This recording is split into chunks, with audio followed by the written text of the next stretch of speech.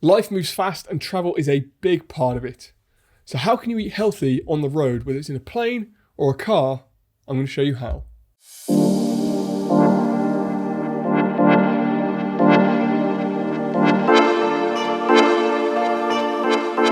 I'm Tom Waller, health enthusiast, chiropractor and speaker, and for the past decade I've been devoted to the pursuit of excellent natural health, helping thousands of people achieve better quality of life.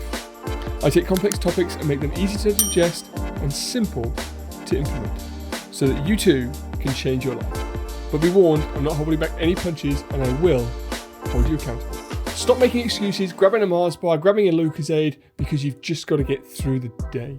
If you don't eat well on the road, it's going to catch up with you in later life. We know that driving and travel is stressful enough on the body, but add to that poor nutrition and poor food choices, and you really are going to be driving yourself to an early grave. So in this show, I want to discuss a little bit more about what you can do, and there really are just two things that you need to think about if you want to eat well on the road. Now, if I go back to a story and I think about this, not only does this pertain to my life, especially several years ago when I was on the road a lot, when I think back to my youth, when I was a child and my dad would come home from work, he was essentially a car salesman. He was on the road all the time, driving hundreds of miles every single week. And I'd always get in the car, maybe on a weekend, to go to a sports event or to a friend's party, and there'd be a Mars bar wrapper here, there'd be a Lucozade bottle there. And I didn't think much to it at the time, and I remember Mum saying to him, you should try and eat healthier on the road, and him saying, well, there's nothing to get, and there really wasn't back then, apart from a Mars bar or a Lucozade. But the problem comes that we're on the road, so therefore we're tired, and we're trying to just keep ourselves going, and the body's natural tendency will be to drive itself towards some sugar so that it can try and help itself keep going. So there's really only two things that you need to think about when it comes to eating well on the road. One is convenience, and the other is keeping yourself fueled right. So convenience will make you pick up whatever's local to you, whatever's nearest to you, the next service station, the next drive-through. But if you're not sustaining your sugar levels right, then you're going to naturally tend towards the sugary foods to keep you going. So there's a bit of preparation involved, as well as ignoring that convenience. So a couple of years ago, before the COVID stuff stopped the planes, most weekends I'd be driving to speak at an event, or be flying on a plane to teach in a different country, and I know how hard it is to eat well on the road. So I'm speaking to you from experience, having both eaten really badly on the road and eaten well. I mean, I remember several years ago I flew to San Francisco for a meeting, and I was there for literally just 24 hours. Back on the plane on the way home, and then you land at the first hour of the morning at Heathrow Airport, and I've got a 2.5 hour drive back up to my home in Lincoln. And first thing in the morning, I'm eating chocolate bars and sweets just to keep me going. You get that bag of Haribo, and you're eating them slowly just to keep the sugar levels high as you're driving. But the problem is you're depressed on sleep, you're up on sugar, and your body really is heading itself into crisis mode. So here's how you do something about it. And as I said at the top of the show, if you don't choose to do something about it, you are going to drive yourself towards an early grave. So let's talk about convenience first. Convenience is, I'm driving down the motorway and I always see the sign for the next Starbucks or the next McDonald's, and it's easy for me to stop and pick something up and carry on going. The way to get over the convenience is quite simply preparation. If you prepare your food in advance, then it's going to get rid of the need for convenience. But it goes a level deeper than that. What I would encourage you to do is plan your week in advance. One thing Sarah, my wife, and I do every single Sunday is we sit down and we look at each other's weeks. And we say, what have you got coming up this week? What have you got coming up this week? What do you need help with? What do you need help with? Now, you can do this with a partner or hold yourself accountable if you're on your own. But we'll always ask, do you need help with something this week?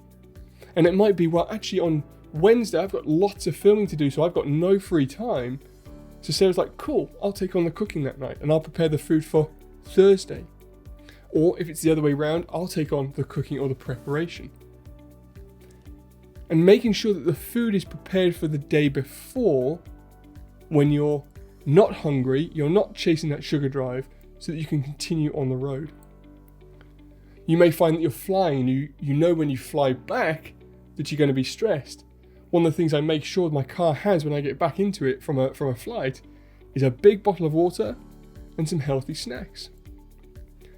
So then when we think about the sugar problems that we have and that need and that craving for that hit and that energy, essentially sugar, how can we stave that off? And that comes by looking a little bit more at our nutrition.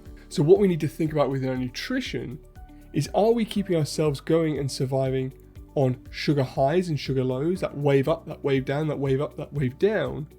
Or can we change our nutrition so we're actually surviving on longer term fuels like fats and proteins? So my advice would be, if you're going to be on the road, two things. Either eat an early meal that's high in fat and high in protein so you can sustain your energy. Caveat to that is you actually need to be doing that consistently throughout the whole week, throughout the whole month, and effectively for everything, so that you can live off fats. Or completely flip that and fast that day. Take that morning and say, if I'm traveling a long way, I'm going to fast. And if you can fast and then have prepared a meal at the lunchtime, which is satiating, so something like a chicken breast is a very satiating food for us, then you'll be able to sustain your fuel long term. But if you do find yourself having to pull up into a service station to get something to go on, make sure that you're not diving straight in to the sugars.